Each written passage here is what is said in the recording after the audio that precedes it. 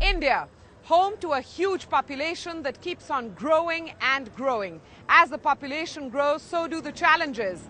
Clean food, clean water, affordable healthcare, pollution. The list of challenges is a long and daunting one. But in this constant tug of war for resources, we need to stop for a moment and think. Think of ideas, think of solutions, think of how to build a more secure future.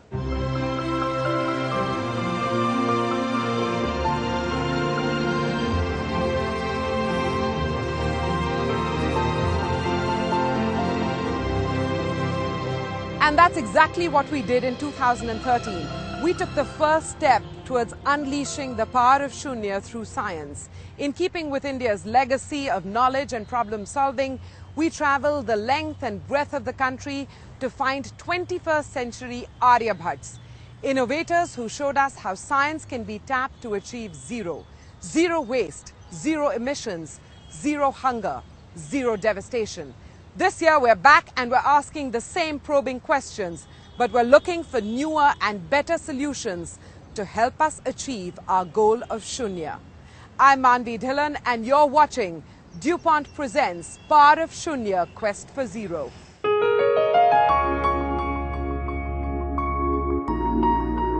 The theme of Shunya integrates pretty well with what our technology is able to achieve. As because of this smart distribution technology, we're able to ensure zero power theft, zero defaults, zero power cuts, as well as zero carbon emissions. Any technology has to move towards zero pollution, and the aim of Project Surya is to move in that direction, move in the direction of zero pollution in a stepwise manner.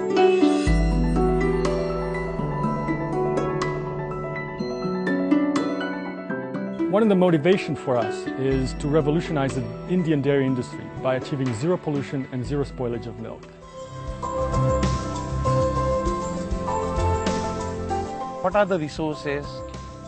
Water, electricity, soil, time, labor. By installing Nano Ganesh, basically we are making all wastages of resources zero.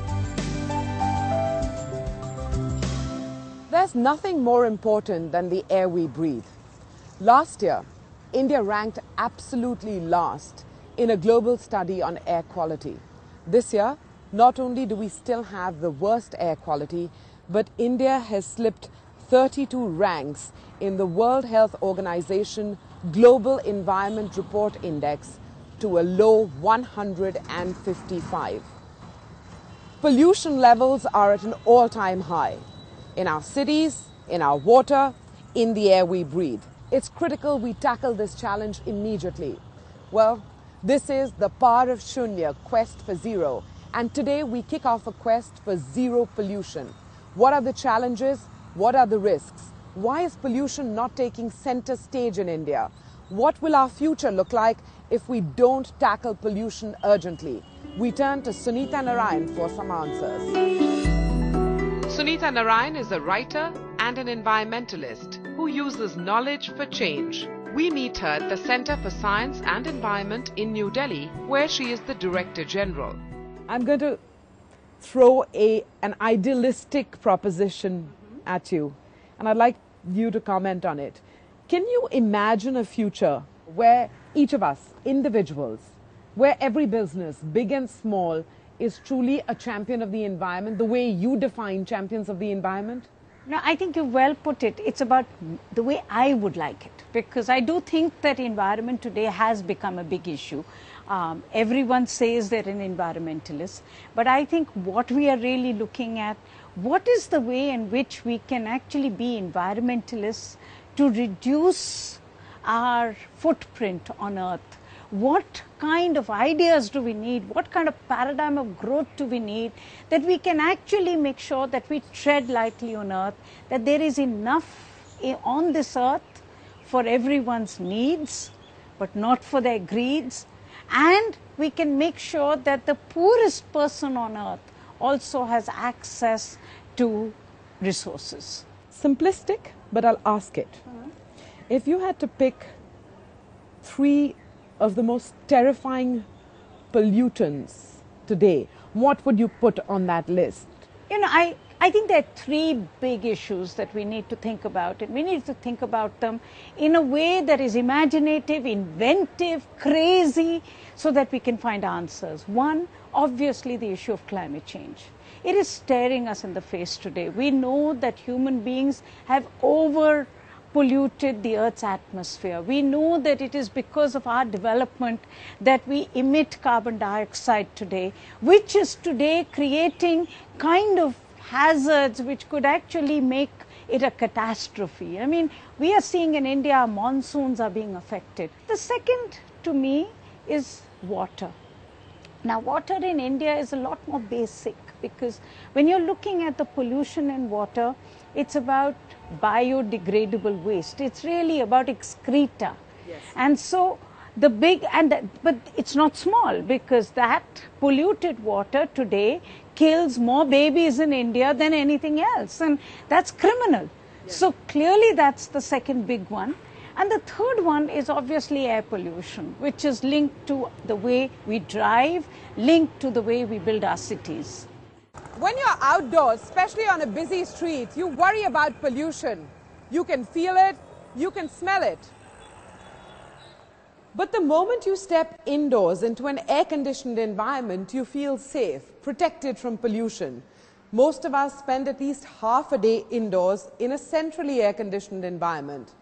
But India, unlike many other countries, does not enforce any regulations around indoor air pollution. And so pollutants run absolutely free.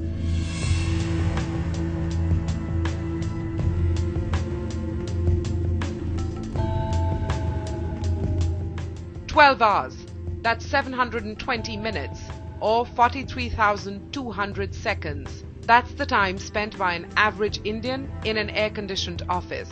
India has no enforceable norms on indoor air quality. Ducts of air conditioners accumulate dust and are breeding grounds for bacteria if they're not cleaned.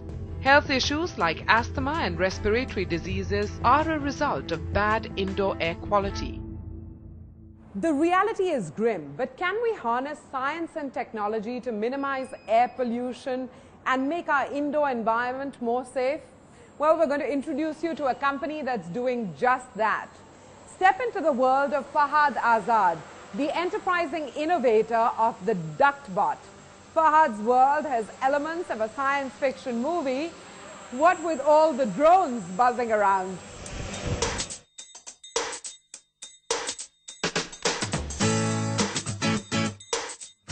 It was Fahad Azad's passion for tinkering with toys and a very real necessity for cleaning hard-to-reach AC ducts of air conditioners, which are breeding grounds for germs and dust,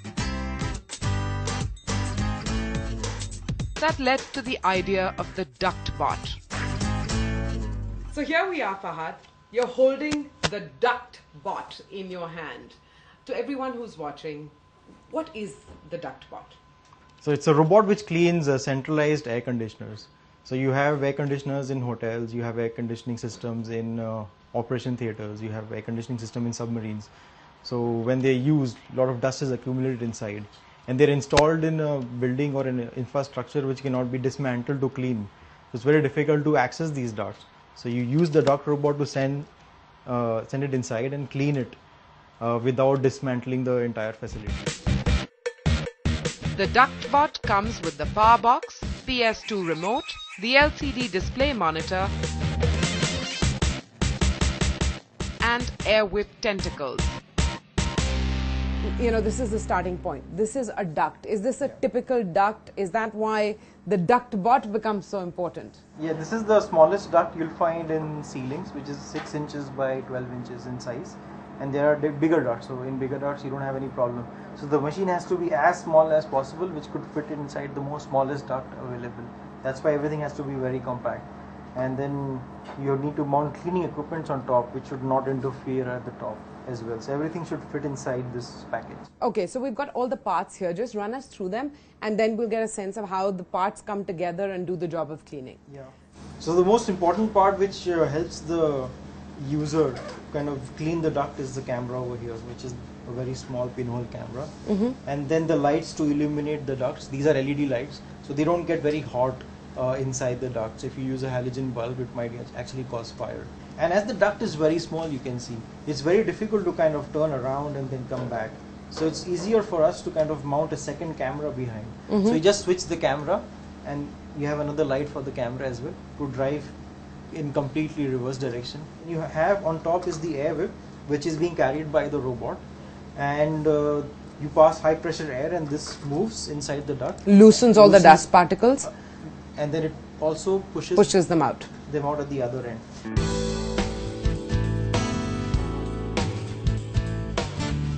Incubated in this small but committed tech startup, with every nut and bolt engineered to perfection, the DuctBot is in use commercially in India.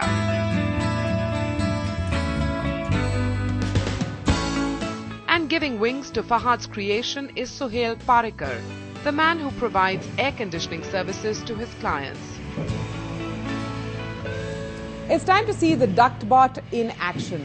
We're here at a site which requires cleaning of the air conditioning ducts. So what have we got in front of us and how do we get the process started? Well, the first process is we're going to put the DuctBot in to check how good or bad the duct system is. You can see this, the tool has already been mounted. This is what we're going to use to agitate the dust inside. And I'll just explain to you. From the other side, we're going to suck out the dust which it agitates. And we've got a filtration box lying right there, which is going to filter the dust at the exhaust. So what we remove from top doesn't further contaminate the building or where we're standing. This is now the DuctBot going into the AC ducts.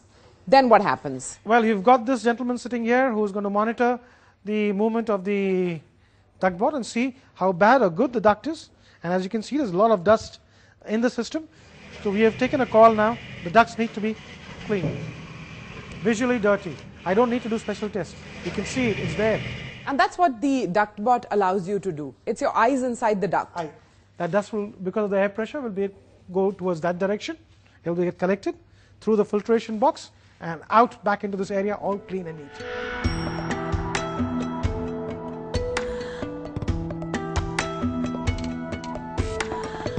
A simple step forward in technology, which aims to make the air you breathe a little less polluted. The DuctBot is steering India towards zero indoor air pollution. So DuctBot is capable of achieving zero air pollution, provided the client uses that disciplinary every day regularly to clean their ducts, and if that is used regularly in regular intervals, it will maintain Shunya air pollution in indoor environment. We've seen how RoboSoft Systems is harnessing the power of technology to make the air we breathe a little less polluted. After the break, witness a collaboration that is changing the environmental footprint of a routine activity, washing clothes.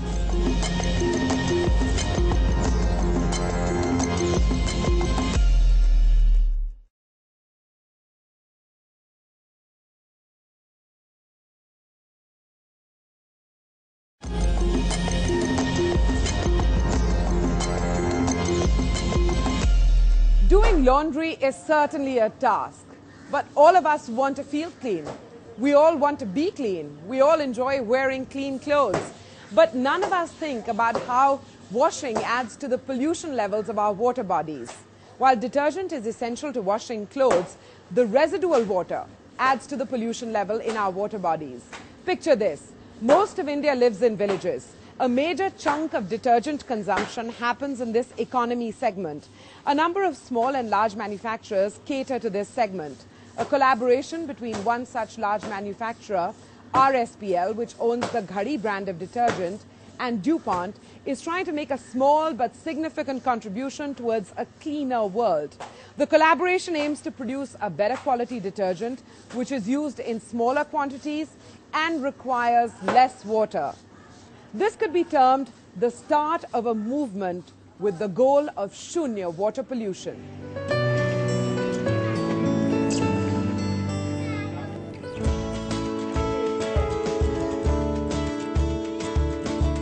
At 8 every morning, Anukumar starts his day with soak, scrub and rinse, which is then set to repeat.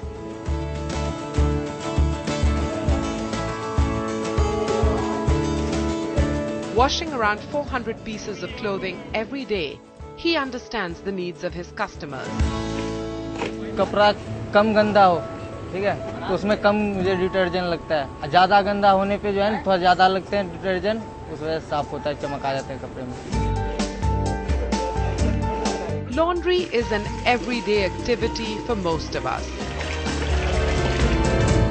It is estimated that 70% of the target population is already using detergents. The per capita consumption of detergents stands at 3 kgs per year approximately. While much thought is given to procuring the best cleaning agents, one hardly thinks of the dirty side effect. Detergents are complex chemical compounds, and they especially contain some compound which contain phosphate, which is of prime concern.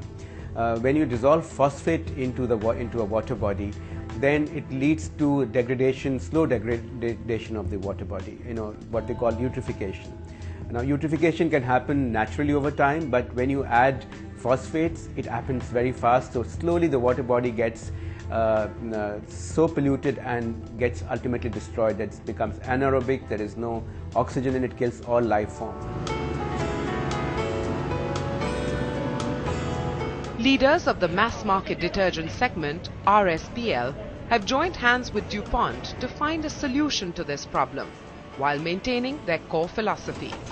We provide consumer with value for money in the sense that the price at which we are selling, we give more quality than a price, the price that the consumer is paying. We put lots of enzymes there, or cocktails of enzymes, and the formulation is such that that it helps removing all the dirt and the stains from this. What is it that distinguishes the Ghari brand from other detergents in this segment of the marketplace? The performance of detergents is determined by its composition. The performance of our brand have been judiciously formulated after years of research and development. Incorporating DuPont's Effectense P2000 enzyme is Ghari, a first for a low-cost detergent. So let's talk about the role that DuPont has played in the detergent market, specifically the enzyme which is Effectense P2000 enzyme. What, for the layman, does this enzyme do? See, if you look at the dirt or the stain that a fabric typically gets, it's actually locked onto the fabric in a certain way, and it is this locking which makes it very difficult for water to remove it or any kind of liquid to remove it. What the enzyme does is it unlocks the stain or the dirt from the fabric, making it easier for water and the other things to remove it from the fabric, and so it goes away with wash water. Well, that's a perfectly clear description of what this enzyme does, even for a non-scientific person. But what then are the environmental advantages? Is it simply about efficiency and hence efficiency in usage of detergent and water? Is it as simple as that? Well, the first point is enzyme is a naturally derived product, which means it comes from nature. And second, because it comes from nature, when it goes out with the wash water, it decomposes also naturally. It doesn't remain as it is. So it has got absolutely little impact on the environment. And the second positive fallout of this is this enzyme replaces certain harsh chemicals which you use in the detergent. We were the first Indian brand to introduce enzymes in detergents and in the mass segment. So this was a big achievement for us. DuPont's Effectense P2000 has undergone considerable R&D to suit the Indian conditions. describe to us what was the kind and nature of challenge posed in incorporating an enzyme into the Ghari detergent brand. And I ask this because this is the first time that an incorporation of an enzyme has taken place in an economy segment detergent on a massive scale. Enzymes which were available earlier, they were more or less suited for European conditions, by which I mean the European cold weather conditions and the European wash conditions, which are primarily done in a washing machine, and the water which is used is quite warm. So the enzymes, when you bring the same enzymes to India, they were not stable in this kind of heat and the cold water wash. This challenge was presented to the DuPont team, and the scientists worked on it, and somehow they came over top of it, and we supplied a laboratory product to RSPL's lab to try and test it out, and it worked perfectly well. An achievement which could unlock the power of Shunya. One, the enzyme is doing the thing better, so you need less quantity of it. Second, it's replacing harsher chemicals which you would have had to use if you were not using enzyme. The third aspect is we are working with one of the largest brands in the popular segment. So the impact, as I said, is a multiply effect is very, very large. So it's like, you know, an enzyme is something which is coming from nature and it is going back to nature when it goes out with the water. So in that sense, it's a step towards Shunya.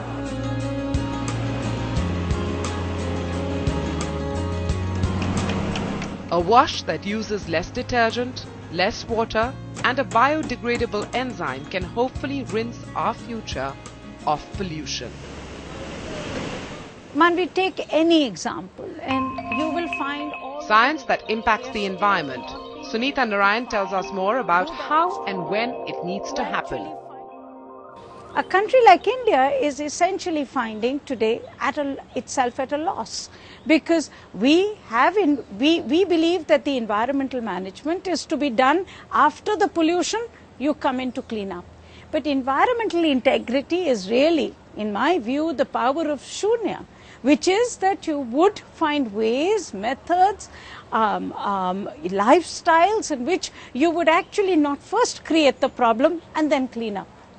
You would make sure that you would have affordable solutions so that everybody has the right to clean water, the right to sanitation, everybody has the right to basic amenities. Today, if at all we are adopting such a capital resource intensive system, that it creates inequity and it creates waste. And then we spend all our lives chasing that waste, trying to clean up, but we can never clean it up.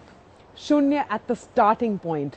That's what you're saying. Put that goal of Shunya before you take the first step in building your home, in building your office, in building your factory, in conducting any activity. Very well put. Shunya at the beginning, at the heart of it. Not Shunya after, as an afterthought. But Shunya is the power which allows you to reinvent so that you can absolutely think differently. I keep saying, we talk about thinking outside the box, think without a box. Think Shunya. Sunita Narayan, as always, thank you for provoking us to think differently, for challenging the status quo. As always, it's a pleasure. Thank you very much, Manvi. Thank you very much. Today, we've examined some unconventional solutions to India's pollution problems, ranging from air to water. We hope we've challenged you to rethink some of the little activities that we do every day that harm our environment. Really, collective action is the only solution. Well, that's it on this edition of The Power of Shunya, Quest for Zero, a show that celebrates science and innovation, technologies that can secure our future, human ingenuity that can reduce our challenges to zero. Till next week then, goodbye.